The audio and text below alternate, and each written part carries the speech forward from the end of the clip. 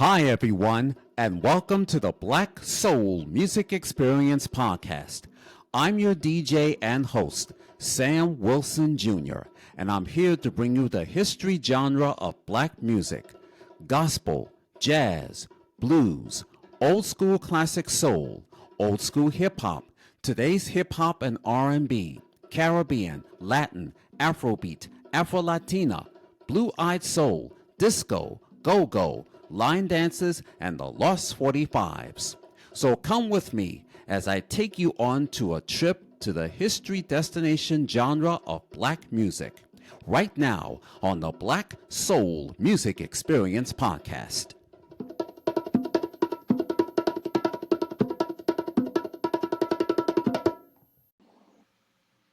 Welcome to the Black Soul Music Experience. I'm Sam Wilson Jr., and this is a blue-eyed soul, white chocolate episode. Now, I have a very special guest on my podcast. This lady that I'm about to introduce is from Canada. She is a blue-eyed soul singer who sings both pop and R&B. And yes, she sings both genres in French. She was a backup singer for Celine Dion, and she had participated in the 2005 International Music Festival. I got a chance to check out her music videos on YouTube, which includes Every Beat, Tell Me, and I'm Over You. And I also downloaded the song on iTunes. So please help me welcome to my Black Soul Music Experience podcast, ladies and gentlemen, Nathalie Matthews. Bonjour, Nathalie. Bonjour. I don't get to use my French a lot in Los Angeles, so this is very cool. Oh, Bonjour, bonjour, bonjour. D'accord. yes. Yes, go ahead. Welcome. Yes, Thank welcome to you. my podcast. Glad to have you here. And Yes, excited. yes, Very excited. It's wonderful. I haven't done a podcast in a while, and yeah, I'm definitely looking forward to doing more. But absolutely, thank you for having me. you're welcome. So I see that you're out in LA and I'm here on the East Coast in the NYC. So Okay. it's very nice to talk with you. And you are the second Canadian artist that I'm interviewing you. Oh, So really? Wonderful. Wonderful. yes. So I wanted to branch out to see a diversity of musicians who Hmm. love some soul music. So, like I said, I got a chance to check out some of your videos, and including a remake. We'll talk about that later on Yes. in this Hmm. podcast. So, let us begin, shall we? What Hmm. part of Canada were you from? Where were you born? Okay, so actually, I wasn't born in Canada, but I was definitely raised there from the age of 9 months. I was actually born in Casablanca, Morocco. And the similarities between Morocco and Montreal is that they both speak French. The people in Morocco speak French, and so do people in Montreal. And my French is actually from France; it's not from Quebec. So, because my parents were Oh, European, yes, and so my dialect is very French. But I was raised in Montreal, like literally since I was 9 months old. Grew up typical Canadian upbringing, hockey, poutine. You listen to Celine and you marry a hockey player. yes. And were your parents in the music industry, or did they had 9 to 5 day jobs? No, they were teachers actually. But we are musically inclined in my family. I know my late grandfather, my grandfather just passed away at 103 last year. So we're quite a few generations of in our family, and we have a lot of musicians in my family. So my grandfather used to sing. He used to sing in temple and synagogue, and was able to carry a tune. I think on my dad's side as well. I have an uncle who sings, who's got a beautiful tenor voice.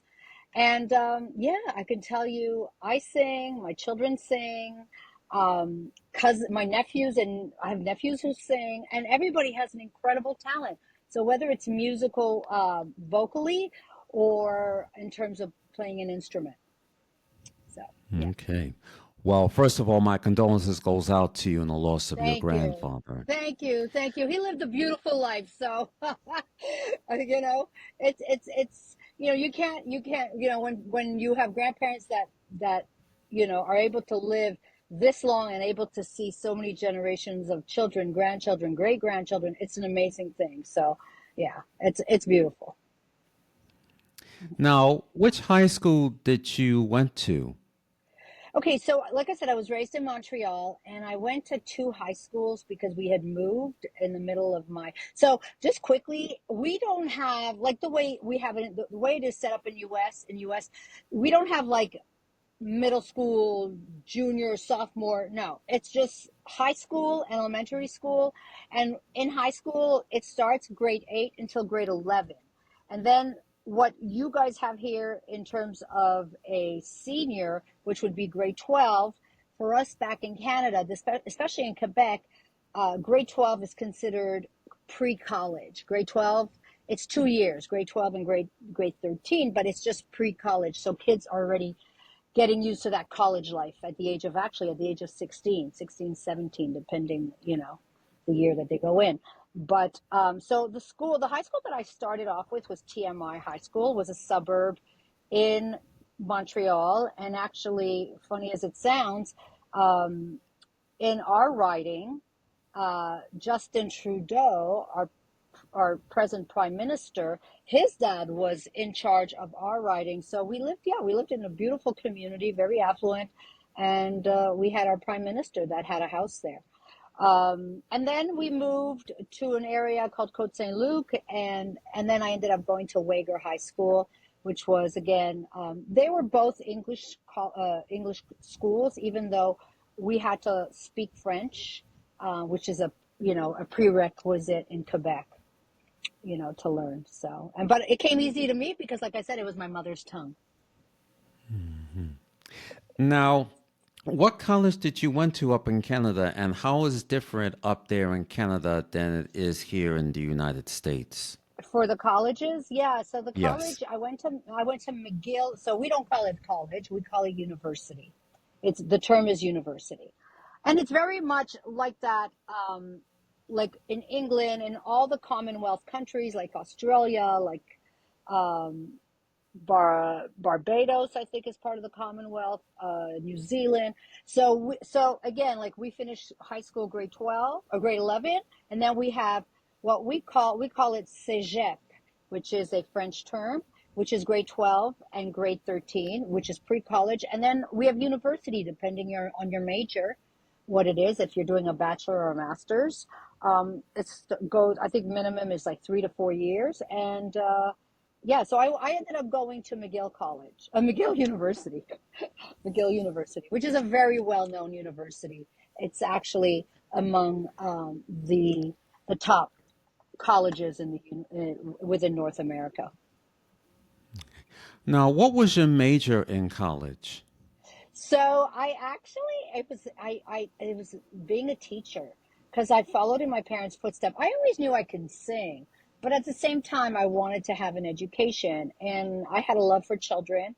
So I ended up with a bachelor's degree in education. And when my kids were growing up, I started businesses like daycares and stuff like that. And so yeah, so I also have I also have a degree, which I think is the smartest thing. No matter who you are, when it comes to the arts, whether it's singing, acting, I think you should always have something to fall back on because it's never a guarantee, you know?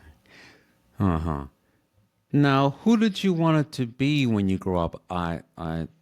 If I'm not In mistaken, terms, you just mentioned teaching, correct? yeah, correct. I wanted to be a veterinarian, but I just realized how hard it was. And I also realized that when I was like 15, 16, I thought I could handle blood, the sight of blood, and I really couldn't. So I kind of like got nixed out. But yeah, teaching was great. And I didn't really, never taught really in the high schools. I think I did a little bit of substitute teaching, but I started my own businesses in the education department. Was being a singer your calling? Yes. Oh my God. I realized I had a voice at the age of like 12. 12, 13. So back then, I mean, I'm not your typical artist. I'm not 20, I'm not 30, I'm way older than that. And I think the first people that I heard sing, so it was like Donnie and Marie, but I also had a love for R&B, and I found that through the Jackson 5. So that to me, and you had to understand the Osmonds and the Jacksons, they were both exactly at the top of their game, both in competing more or less against each other, even though they were all friends and they all knew each other very well. But it was, yeah, it was like that wholesome, you know, image that the Osmonds gave compared to that image of R&B and being, just being so in with it and being able to dance. And so it would, that very much attracted me. When I first heard Michael Jackson sing and the Jackson Fives, it was like, oh my God, like this is insane. I can definitely vibe through this. But I think I kind of connected also with the Osmonds because, everybody fell in love with Donny Osmond. When you were 14, 15, that was the heartthrob. And then they had their sister Marie Osmond, who I just like, for me as a singer, I just loved her voice. And I thought that I was able to kind of, connect with that. So that was my first real love for music. But then it went on to other things as I got older. Now, how old were you when you started playing the musical instruments? So I was like, I think so my I know my mom, we had musical training in piano at the age of 7, my sister and I. I have a sister who's only a year younger than me, a little less than a year actually. And my mother put us at, playing the piano at the age of 7. And, we played classical. That's where I learned my solfège. But at the same time, as I grew into a teenager and obviously having a voice and being able to identify with certain artists, I realized that classical was not for me. And my sister and I both got accepted at the Conservatory of Montreal, which is it's a very high end particular school in playing the piano, and but I never fit in because I was into pop and wanting to do the pop R&B, and my sister was very classically trained as well, and I got kicked out. I got kicked out because I started playing some pop R&B, and they said that's not what we asked for, and I said, well, that's what you're getting. I had an attitude at 14, 15, and they said, well, we can't accept you, and they went to tell my mother that I was that I was not willing to change. So, but that was my first training. Yes, piano at the age of 7. Now, which would you rather prefer, playing instruments, singing, or both? No singing. I mean, if I haven't, I would love to learn how to play the guitar, which is not so hard.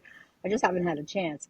But I mean, I think both definitely. My love is singing, and I think that I'm not saying you can't do both well, but in terms of being able to hit certain notes, I think you got to really be in tune with your vocal cords and be able to project. And I think it's kind of hard when you're doing that when you have an instrument in your hand or you're doing so, because you also have to, as you're playing the notes, you want to make sure you're on key, making sure you're not making a mistake.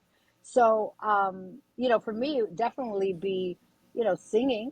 But of course, I would, doing the both also has always been beneficial to me as well. Now, growing up, did Canadian radio play any of your favorite American artists? You mentioned the Jackson Oh, 5 and the all the Osmonds. time, all the time, all the time. So when I turned 16, I heard Pat Benatar. Pat Benatar was the divas of the 80s, and she was more rock. It was a rock. It was a rock theme. There was Pat Benatar. There was Heart, the Heart Girls, Ann and Nancy Wilson. There was what's her name from the lead singer of Fleetwood Mac? I forgot her name. Oh my God. Was it Anyways, but Stevie Nicks? I know. yes, I, Stevie. Yes, yes, Stevie Nicks. So those were the women who were winning Grammys at the time, and they were the divas. But for me, when I first heard Pat Benatar, to hit those ridiculous notes, and Anna Nancy Wilson from Heart, the band Heart, I just knew, oh my God, like it was amazing. I just put me on cloud nine. And when I realized I can sing those songs and hit those notes, I had my first band at 16, and that's what we did. And at the time, there was I don't even think Whitney and Mariah, definitely not Mariah, but Whitney, yeah, they were not even on the scene. On the scene was mostly those women: Donna Summer, Gloria Gaynor. I remember Taylor Dane. I don't know if Taylor Dane, maybe Taylor Dane was a couple of years later, but those were that for. So for me, it was those first women when I first heard that, and then my influences came from that, and then as more and more women artists were becoming, Grammy winners and hit makers. Um, yeah, Aretha Franklin goes back a little bit before my time, but at the same time, we all knew about Aretha. And if you could hit those notes, I mean, that was a huge thing. And that to me that was my high, being able to hit those notes and being able to show people what I can do vocally. Now, you just mentioned musical influences, which I didn't write down. I forgot to write that down. Your musical influences that inspired you. Yeah. You mentioned Aretha. You mentioned Donna Summer, Gloria Gaynor, Pat Benatar, Stevie Nicks, and Yes. Anna Nancy Wilson, even though my last Yes. name is Wilson, but we're not related. Yeah. Just to name a few. Now, Yeah. what was your sixth octave range? What was your highest range? Because I know Mariah Carey can pitch a high She, note, and she Minnie has Riperton too. Mariah has a seventh octave range. So and so does Ariana Grande. Celine, I think Celine has. I mean, Mariah has that seventh octave range, but in a head voice, which is it's like a whistle that a dog hears, but we can't hear it. Now, even though we can hear that note, it's an incredible note, really an incredible note. But so I think my range is more like five and a half. I have mostly a lot of power in my voice. And if I'm healthy, I can hit, a five and a half, six octave, depending. Definitely, full voice as a five, and I think in a head voice, a six octave range. Now, before you're singing, I didn't know that you were in the Miss Montreal and Miss Quebec pageants. Yeah. Please share with our audience about being in those beauty pageants. Is it a little differ in Canada Yeah. than it is here in the United States? Well, not really, because everybody starts regionally, and regionally is on a much smaller scale. So obviously Montreal it's a small big city. You know what I'm saying? It's a small city compared to New York, compared to Toronto. But you can compare it to Boston. Actually, it's got the same kind of architectural and land wise, but otherwise, yeah, I mean, we all started off regionally. And the reason why I started it, I mean, not that I'm not 6'2" or anything. I'm a short little girl. And for me, it was mostly about my talent, being able to get my talent out there. And, you got to understand, Montreal, again, it's not New York, it's not LA. Yes, we have, um, Justin Bieber coming out of Toronto, Celine coming out of Montreal, Alanis Morissette, Shania Twain. But still, Canada, musically, especially in the 80s, was not, we weren't producing big artists like Drake and The Weeknd. And you have to understand, when I was singing with Celine, she wasn't known in the US. It's only when I stopped singing with her that she started her American career. And I ended up getting married and having kids, and I wanted to raise my family.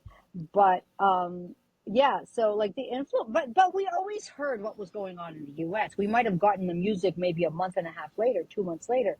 But for sure, quite a few artists came through Montreal, and whether we went to see their concerts or not. So yeah, it's the influence is there for sure. But then again, we're Quebec.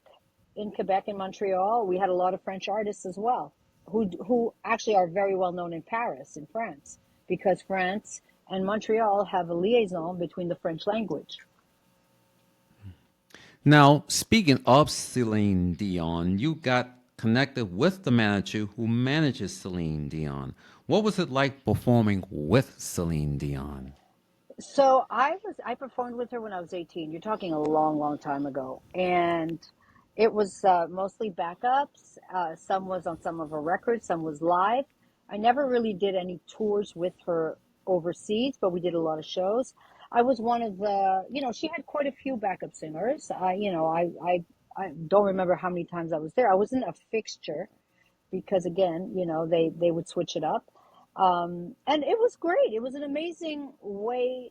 I mean, I learned the ropes from working in that camp. I've never smoked in my entire life, never did any form of recreational drugs, never did cigarettes. I've never had a glass of wine in my life. I've never had beer. I've never had any form of alcohol. And I think that came from the Celine camp because taking your vocals seriously was serious business, and I'll never forget. I remember one time I had a sore throat. I might have had even a little nodule on my cord, and I remember the doctor telling me, you know, it's a very tough business because the notes that you're singing are very, very intense and will take a toll on your vocal cords, but it's definitely easier to cure or to get healthier when you're not smoking and drinking, because those are the inhibitants that kind of, yeah, put a, you know, that could, yeah, could ruin your voice. And I don't know, just those words kind of scared the crap out of me because, the first, and he also said to me, you want longevity in this industry. Those are the two things you need to not do. For sure. I'm not saying Celine didn't have the occasional drink. Of course she did. But I don't think, yeah, she wasn't a drinker. She wasn't there's no way. You can't hit those notes. It's impossible. As much as Mariah Carey sounds amazing, how much of it is tuned, how much is, and I know she could still sing, but if you had to sit her down live, she's like, between her drinking and whatever else. So Celine always had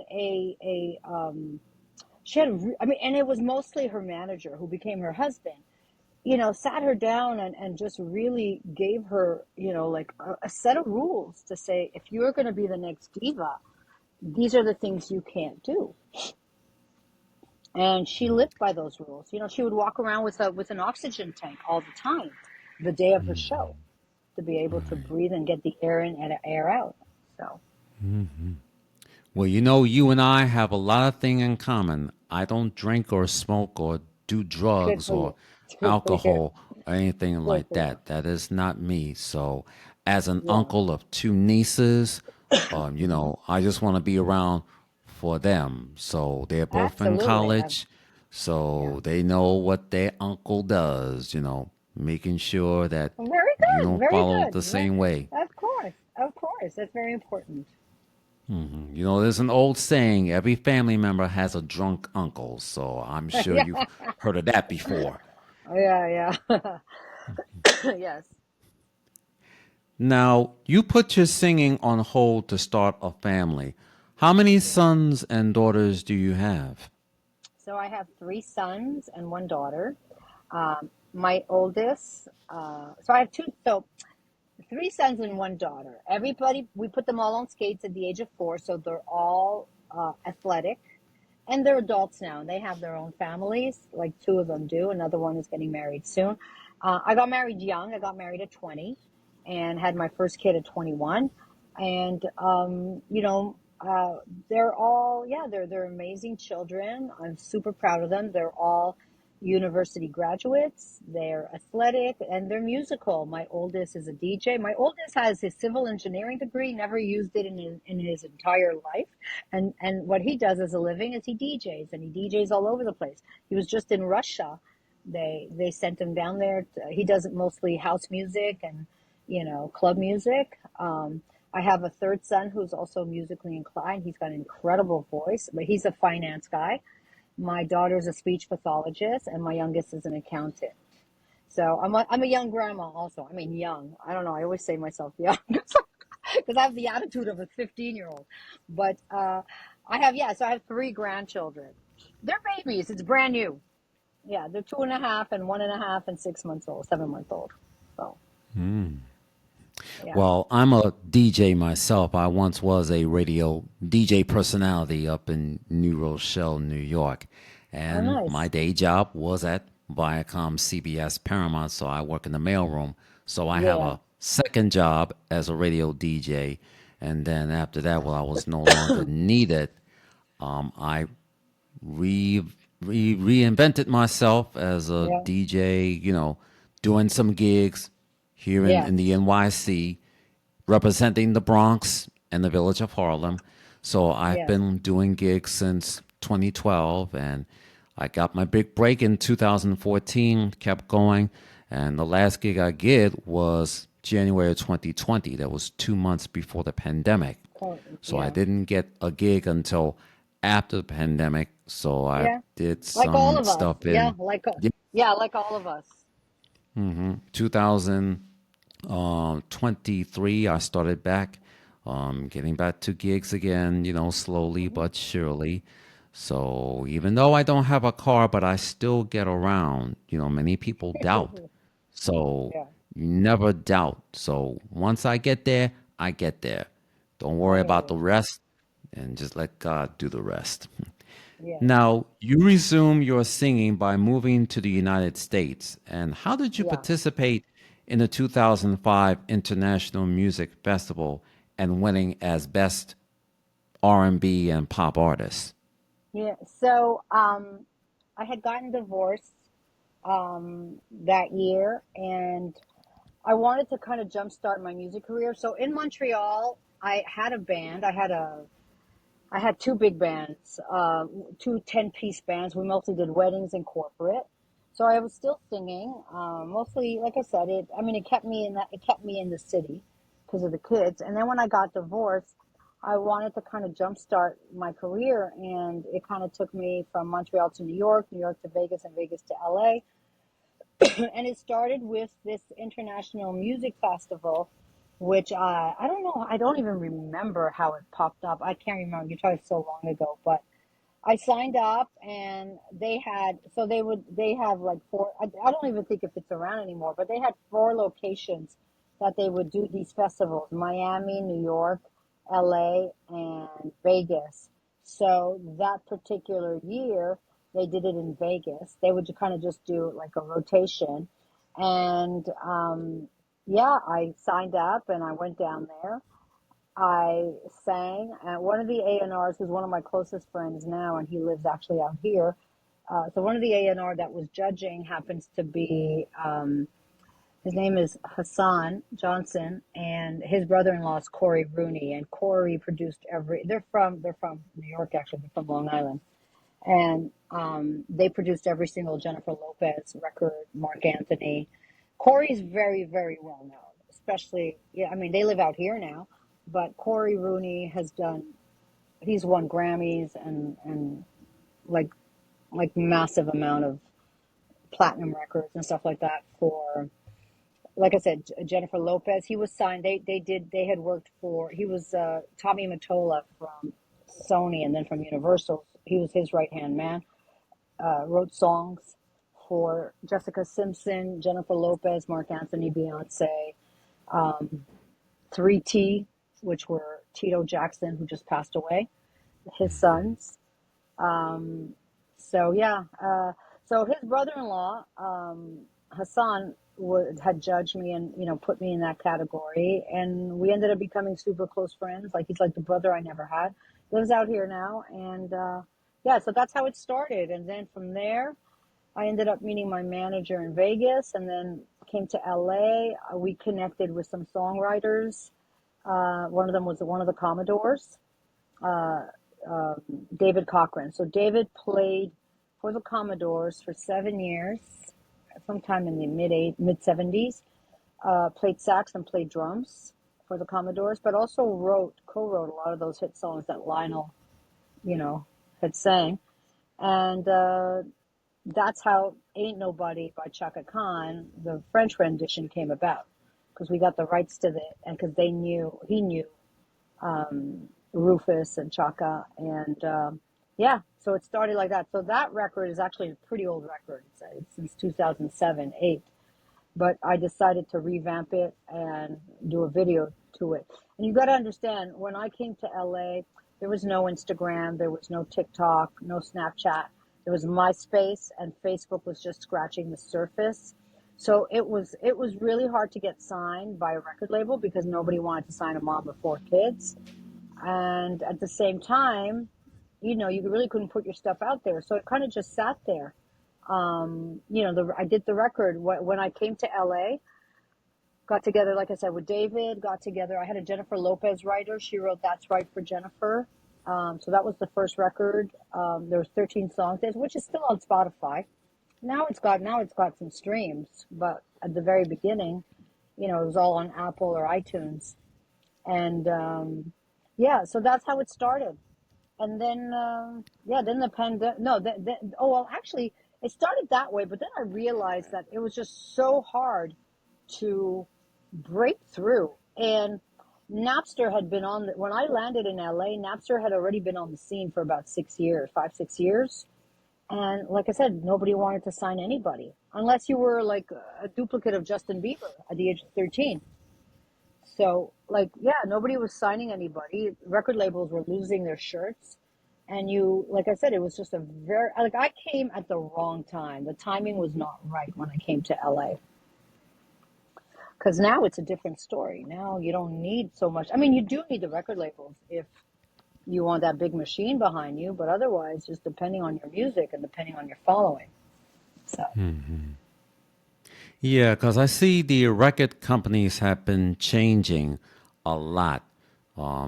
So many record companies have been merging before the yeah, pandemic, merging yeah, during the yeah, pandemic, and now merging yeah, post pandemic. And now you see some of our favorite artists are no longer with the major record labels. Most of yeah, the artists are on their own, independent, creative yeah, control. They can collaborate or who they can collaborate with. They don't have the record executive to dictate to them which song can they sing and what not to sing, yeah, which yeah, artists they can collaborate, what not to collaborate with. So I've been yeah, seeing that for many years as some of the things that you don't see behind the scenes. And I've been yeah, watching VH1's Behind the Music and TV1's Unsung and VH1 Legends. It's some of the other yeah, scenes that you didn't hear about. So it's been changing. So yeah. But I everything think, has been yeah, changing. yeah, absolutely. But you also have to understand that a lot of these, so the artists that are able to more or less call the shots for themselves, they've been around for a long time. So, then at one point you're able to do, but when you're a new artist, you can't do that. It's impossible. So, unless you have like an immense amount of following, more than God knows how many millions of followers, and your songs are doing so many million streams, and then yeah, and then the labels are mostly at your beck and call because, you're bringing in that following, and there's a guarantee that you're going to make money for them, and that's the thing. So, yeah, Now, talk about your self titled debut LP, which was released more than a decade ago, that features the remake of Shaka Khan. And like I said, I got a chance to check out the music video on iTunes. So you did the French version of yeah, Ain't Nobody from Rufus featuring Shaka Khan. yeah. So, I've always loved that song. Chaka is also like. I remember singing that song with my band when I was a kid. I mean, like when it became a hit, it was just one of those songs that really impresses people, and it's got a groove and a vibe. And then, my producer said to me, "Well, how are we going to put your French, um, your French to work?" I said, Let's make a French version of Ain't Nobody, but let's keep the hook in English and do the verses in French. So I did the adaptation. So the lyrics are mine, they're my creation, and it's not word for word. You can't really, it's very hard. Wouldn't have made sense. But it's more or less an adaptation of the actual Chaka Khan song in its in its form. So we ended up doing that, and so David did the arrangements because it's obviously a different arrangement. Um, it's the same music, it's the same same notes to a certain extent, but the arrangement is done differently, and that's how we got it. And yeah. And then just recently, only 2 years ago, did I do the video for that song, and it's out. So it's yeah, it's cool. It's a great song, and we did a great rendition of it. Um, so yeah. Now, you're working on a new album. How's that coming along? It's great. I got so I've some like there's been some development in my life over the last 3 weeks, which I can't really talk about. But there is a brand new project coming to fruition with we'll see. I mean, if I'm able to sign a deal, because I have a producer who really believes in my talent, doesn't care how old I am. For him, it's about being able to come through with the songs he's sent me, and to be able to write and just to be able to perform. So we'll see this project. If things work out, then it's on a whole new other level. But otherwise, got back into music. Well, what ended up happening is like when I finished that debut record in 2008, 9. Um, at one point I said to myself, I can't continue down this road because I'm not making money. So I got to figure this out musically. I ended up having a band, an 80s band for 10 years called the Radical 80s. And it was fun. It was really, we did well. We were performing just about everywhere. And then the pandemic hit, and that shut us down, like it shut down 100% of the musicians out there, in terms of touring and stuff like that. And, I didn't get COVID during the pandemic. I got COVID when the pandemic was coming down to a close, more or less, and things were, we were opening up again. And then when we started to open up again, that's when the band came back and called me and said, okay, we're ready to perform. And I said, well, I'm not ready to perform because I got COVID. And I didn't recuperate on time. And the band had to find a new singer. It took me for a long time to recuperate. And I was out of commission practically for a year. Now, thank God, I managed to get my voice back, and I have three doctors on call all the time: my pulmonary doctor, my ENT doctor, and my vocal coach. And, like, yeah, I ended up, coming back, and I started singing. Well, I connected with a friend of mine who actually I hadn't seen in ages. He's a producer, but he also works for Mark Ronson, the DJ. He does all his sound, but he also does the sound for every single show that's out there that gets performed in LA, from the BETs to the EPSIs to the Grammys to the Oscars. He works for Sabrina Carpenter. He works for everyone. He gets hired. He's got a team. They do the sound. So he's an incredible sound engineer. And I haven't spoken to. I mean, I've spoken to him, but I haven't sang. I got COVID again, by the way. I think I told you like about a month ago. And so yeah, I'm just trying to get back now in the good graces of everybody. But yeah, so his name is Tristan Coulter. He writes. We write house music together, and it's a lot of fun. Hmm. Well, speaking of that, I did see your message and you have been Yeah, recuperating. How are you yeah. feeling now so far? Thank God, I'm good. I would say I'm at 96, 97%. Whoops. Yeah. Did you see me? No, but I see the letter N. Hold on one second. Hold on. Okay, Okay. there we go. Yeah. Alrighty. There we Yeah, go. yeah.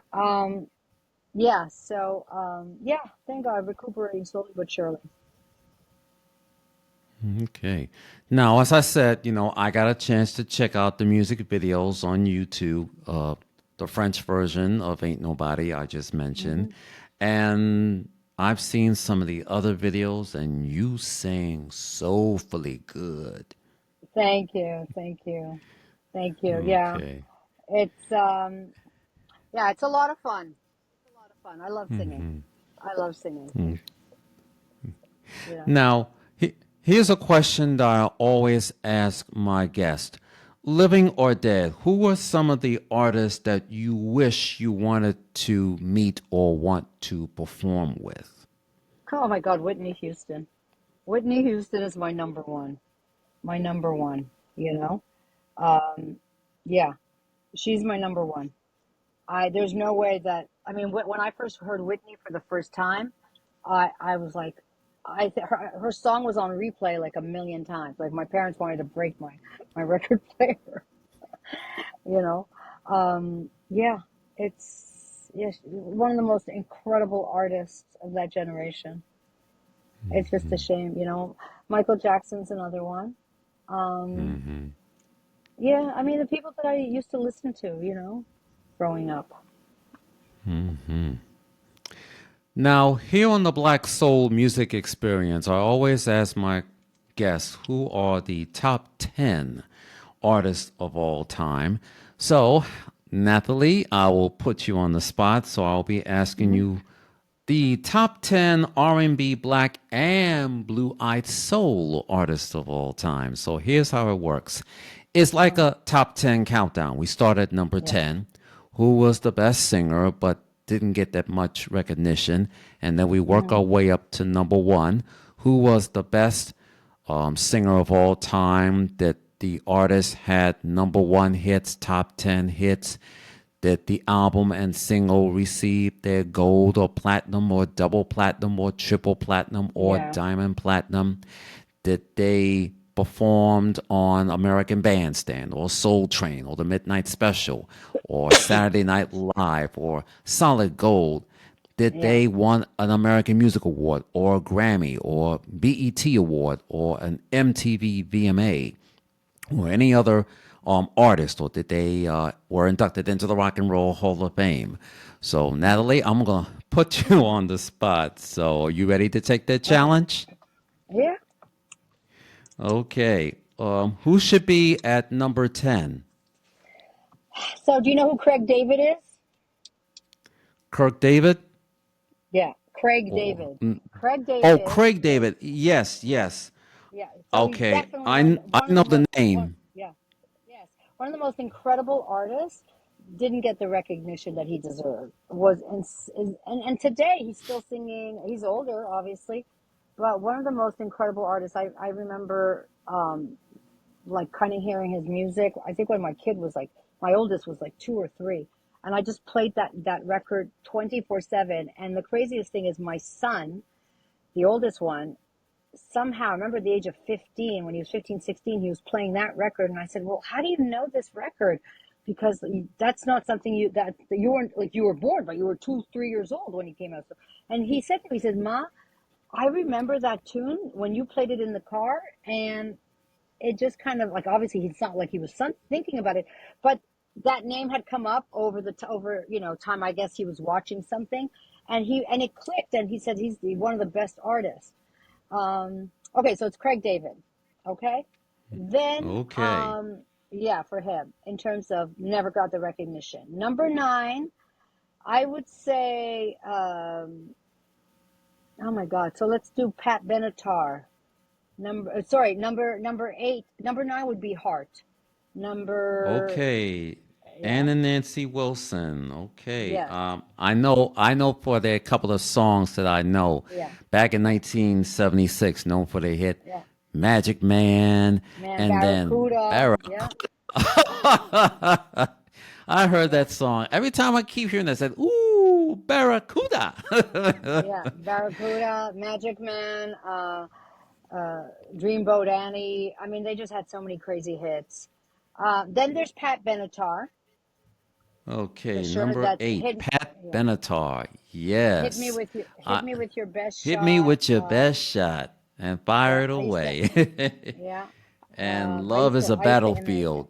Yeah, yeah, yeah. Yeah. I've seen a Then couple of her videos. yeah, and she's touring right now. She's touring right now. Okay. Um, who else? Okay, we said number 8. Number 7. So let's Taylor Dane. I always thought Taylor Dane was one of the most incredible artists as well. Alrighty. Taylor Dane with some of her Yeah. songs. Tell It to My Heart. I'll Heart. Yeah. always love Love you you. and Yeah. don't rush me and Yeah. prove your love and love will Yeah. lead you back. Just to name a few. Yes. Long Yeah. Island's own Taylor Dane. Yes. Taylor Dane. Um, okay, so now we're going to get more into. Let's do Justin Bieber. There's no way. He's one of the most incredible artists. Yes, we'll put Justin Bieber at number 6. Yeah. Yes. When I first saw this youngster, he was on Chelsea lately, and I said, "Who Yeah. is this youngster?" Yeah. And then when we found out later, he's been churning out hits, Yeah. back then. So he's still performing, Justin Yeah. Bieber. We'll put Yeah. him at number 6. Number 6. No, Chris Brown. Chris Brown's the next Michael Jackson. Yes, Chris Brown at number 5. Yes. Now, Chris Brown and Justin Timberlake, they all got it from Yes, Michael Jackson. When I see exactly. Chris Brown performing, whether it's on the BET Awards or the MTV VMAs or any other award show, he put a show on. He was Yeah. influenced by Michael Jackson. So he Yeah. had some hits back then, Excuse Me Miss, and all just to name a few. So we'll Yeah. put Yeah. Chris Yeah. Brown at number 5. All And right. we're up to Number number 4. 4. Bruno Mars, one of the most incredible artists of our time. Yes, Bruno Mars, yes. He's best remembered for that song, Uptown Funk and 24 Carat. And Yeah. yes, most of his songs were getting funky, be playing at the clubs in 2016. Yes, all hands down, Bruno Mars. Yeah. And and who should Okay. be number 3? So number 3, there's 3 people on this planet. Actually, oh, we should have put Michael Jackson in there too, but whatever. I just To me, the last 3 are women. Even though Michael Jackson's one of the greatest too. Okay, we'll So put him at number 3, the king of yeah, pop. Like I said earlier, Justin Timberlake, Chris Brown, you know, Britney, Christina, just to yeah, name a few. They all got it from the king of pop, Michael Jackson. yeah, Inducted into the Rock and yeah, Roll Hall of Fame yeah, twice yeah, with his brothers in 1997 and then solo in 2001. So we'll put Michael Jackson at number 3. Okay, who should be at number 2? Okay, I think we should put number 2 should be the last two. So we'll put Whitney Houston at number 2. And of course, yes, I think we got her back on. Yes. So anyway, we were just about finishing up. Hopefully, we'll get her back here. But if not, we'll just continue on. So we want to say special thanks to. Okay, we got her back. Okay, we got you back. okay. Alrighty. So we're So up. let yeah, So we're let's up to do number 2. number 2. Well, I would have to definitely put. I got to put my girl Celine Dion in there. Okay, Celine. Celine Dion. Yes, we'll put her at number 2. Best known for her song, the theme from Titanic. My heart will Yeah. go on. Alrighty, who should be at number 1? It's a tie between Mariah and Whitney. Okay, so we'll put Mariah and Whitney. So Yeah. they both divas. Whitney had Yeah. string of hits, a few number 1 hits. You Give Yeah. Good Love, How Will I Know, the remake of The Greatest Love of All, and Where Do Broken Hearts Go? And as for Mariah, Vision of Love, Love Love, Takes Time to Hero. Heal. Yeah. And yes, they both did a duet from the movie The Prince of Egypt. When Will Egypt. You Yeah. Believe? It Yeah. was the Yeah. first So, hands down. So, we got our top 10 of all time. Yeah. Well, Natalie, it is a pleasure to have you here on my Black Thank Soul you. Music Experience podcast. It's a pleasure to meet with you and to share all the memories with you. And please come on back. For So, sure. continue So success. absolutely. If hopefully everything works out with this new project, I'll definitely give you a shout and we could put that stuff out there. Okay. Now, where can Okay? we follow you? Okay. Where can we Yeah. follow you for any upcoming events, or where can we Well, follow you on social media? so I have a website, and my website has all my links. It's Mm-hmm. NatalieMatthews.com, just the way I spell it. And all my links are there. My Instagram, my TikTok, my YouTube. You can hear all the songs that are there on the website. We just recreated it actually. We put in new pictures. I'm taking another photo shoot in 2 weeks, and yeah, yeah.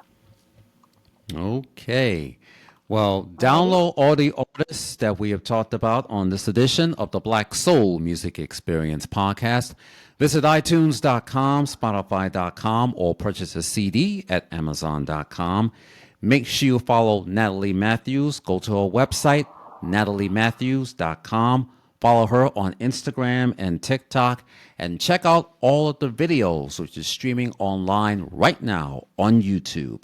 And ladies and Thank gentlemen, if you. you want to check out this interview, please subscribe by going to riverside.fm/studio/Samuel Wilson Jr.'s. Don't forget to add the S to the end, dash studio. And we'll be posting this video episode streaming on Facebook, LinkedIn, and Twitter. And Great. please pass it on. Thank you for joining me as I close out this edition of the Black Soul Music Experience. Thank. Well, that's about it for this edition of the Black Soul Music Experience podcast. I'm Sam Wilson Jr. Thank you for joining me, and please tune in next week for an all new episode. The Black Soul Music Experience podcast is sponsored by the support of listeners like you. If you enjoyed this podcast, please subscribe by going to riverside.fm/studio/Samuel Wilson Jr.'s studio. And don't forget to check out my audio podcast episodes by becoming a member and subscribe to patreon.com/the Black Soul Music Experience podcast. You can leave your feedbacks, comments, and replies by visiting my Facebook homepage. Go to facebook.com/the Black Soul Music Experience podcast. You can also tweet me on X, aka Twitter, at Sam Wilson Jr. 66. As always, parting, remember this: reach for the top, and your dreams will come true, and it can happen to you.